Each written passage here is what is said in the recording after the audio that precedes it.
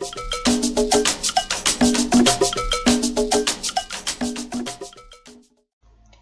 everyone, this is Rachel. Thanks for clicking on my video, and thanks again for riding with me in doing my videos off screen while I deal with my spine issues.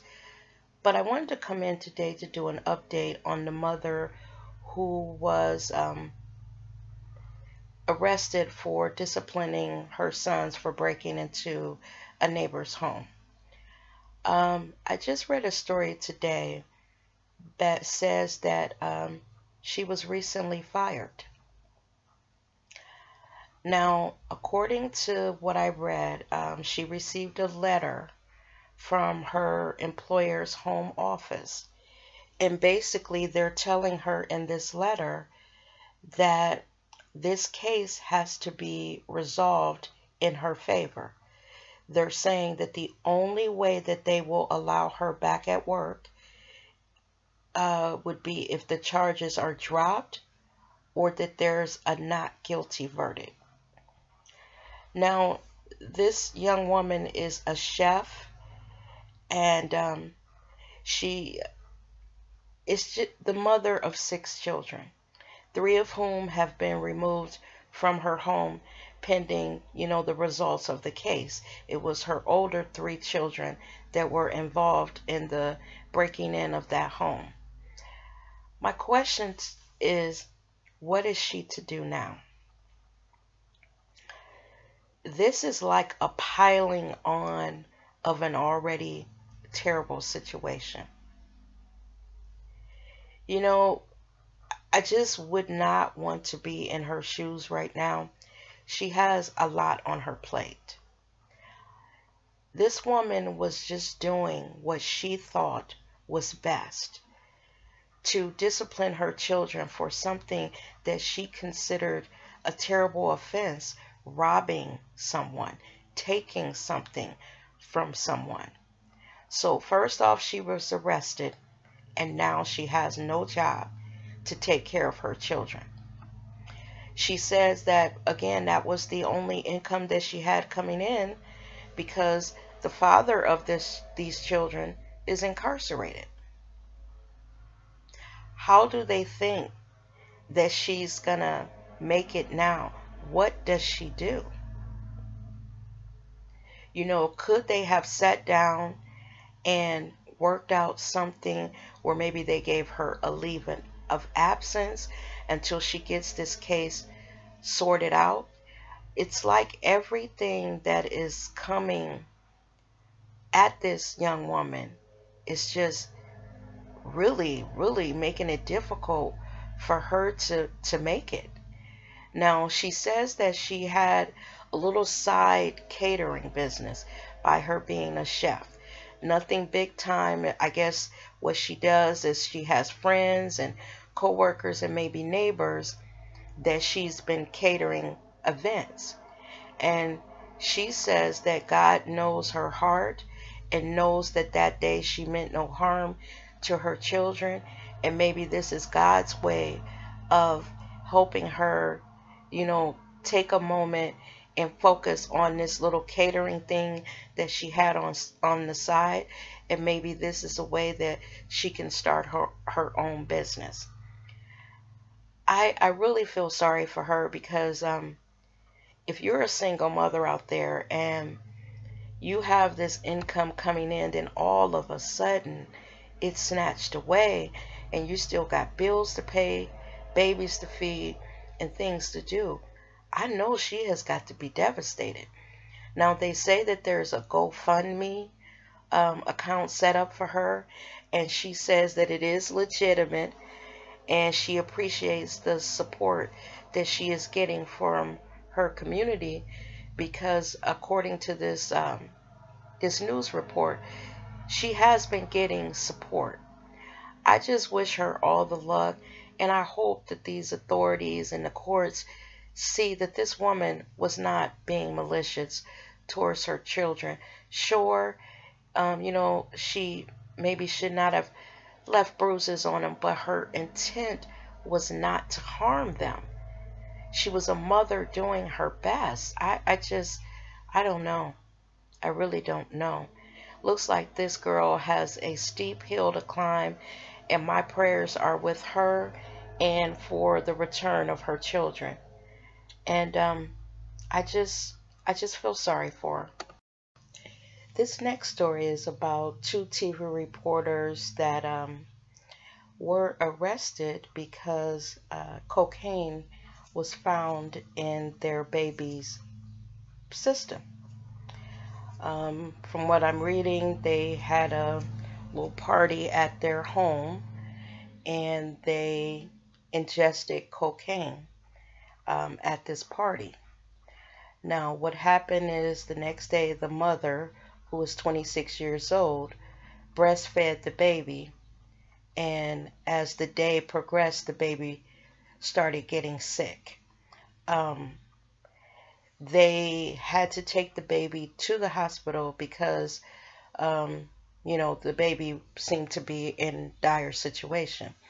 Now, I've read a couple reports about this story, and one reporter said that when they got to the hospital and the hospital wanted to do a blood test, that they refused.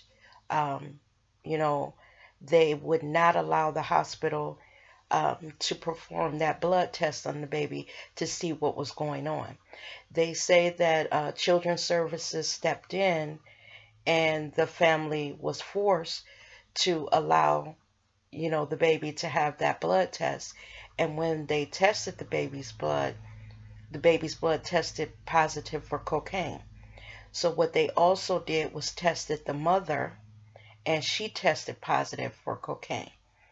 The report is also saying that when they went to this couple's home, that there was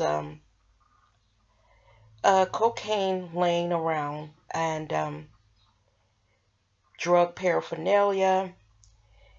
And what they did is they arrested them. Now, in this case, I believe that the parents should have been arrested. First of all, I don't know if they gave the age of the baby. I don't see the age of the baby. But just say that this was a crawling baby, a baby that could pull itself up on things. What if the baby would have pulled itself up on that table and the little hands had gotten in that, they said what was, I believe, less than 2 grams of white powder or white residue on that table. And later the baby would have put its little hands in its mouth and, just went through all kinds of things from the effects of that drug. They put that baby in a very unsafe environment. Now, I don't know, obviously, if the mother realized that when she took that drug and then breastfed her baby, that the baby, would feel the effects of that drug.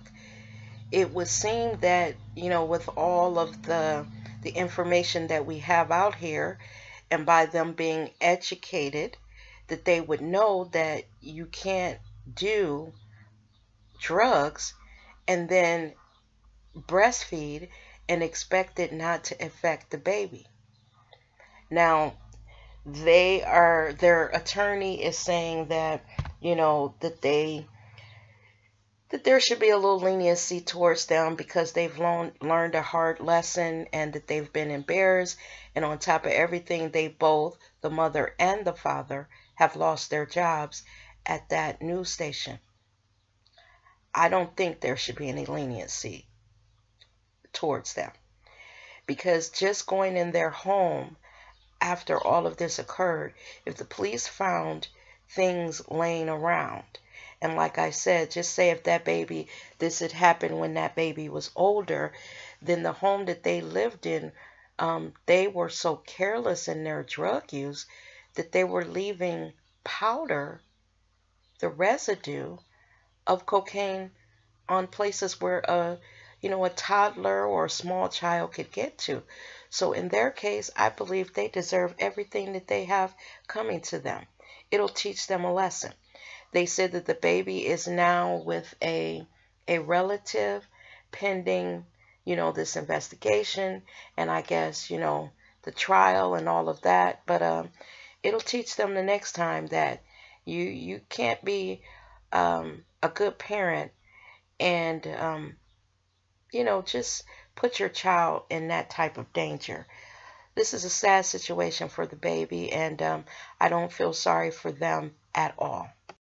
Okay, everyone, after those depressing stories, I wanted to do a feel-good story about some little boys that are just so special. This little 14-year-old boy, ninth grade, he has started his own lawn care service. Now, when I first heard about this story, I did not know this little baby was from my neck of the woods in Cleveland. And he is just so special. His neighbor has stopped him on the road and asked him to give him his story about his little lawn care business. And what I've done is I've included a clip down in the description box of this guy stopping him and asking this little boy about his little lawn care service.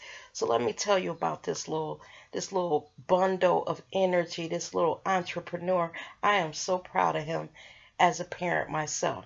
So what he did is he saved up money to buy himself a bike, and his parents bought him a lawnmower.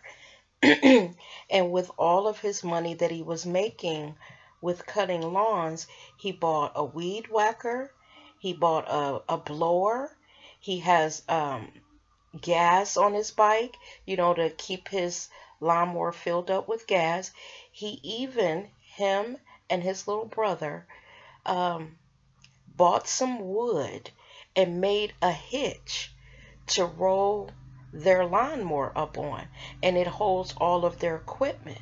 He said that the reason why he saved up the money to buy the bike is because he was getting so much business, and that he didn't want to be walking down the street pushing his little lawnmower and all of his equipment.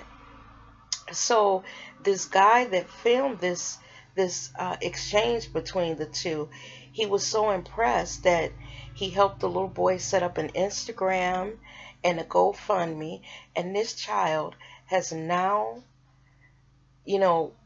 gotten over $17,000, and people, just wanting to help him out because his dream is to have the biggest lawn care service. I think this is absolutely adorable. I also think that his parents did a very good job raising him, and also they should be so proud of their baby, because this little boy, he is getting it in. And like I said, I had been seeing the video of him here on YouTube, but I never knew he was from Cleveland. When he talked about where he lived, I used to live in the area that he lived in when I was younger. It sounds like he's since moved from that area on Superior, but I am so proud of him. The mom in me, after I watched this video, you know how it just touches your heart and you're like, oh, baby, do your thing. So his name is Daron, or Daron. It's spelled Daron, and his first name is Taylor. And if you're interested in supporting this baby, he has a GoFundMe page. I didn't include that, but after you watch the video, you might want to, give him a couple dollars. I'm not soliciting for him. I don't know this child at all, but it inspired me, and I hope it inspires you. Thanks for watching my video, and you guys have a wonderful day.